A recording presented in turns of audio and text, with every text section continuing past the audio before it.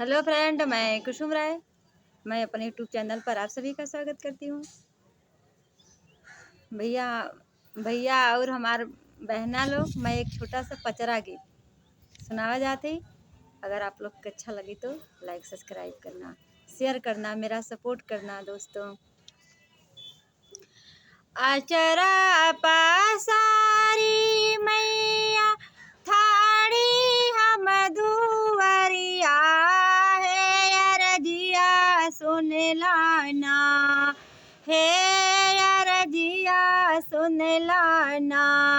मैया मोरी खोला तू केवड़िया हो, अरजिया सुन लाना। छोटा की गोतिनिया हमके, छोटकी गोतिनिया हमके मारेली में हनवा हो, बजनिया कही के ना हो, बजनिया कही के ना। मैया मोरी दे तू एक ललनवा हो, अरजिया करी लाना।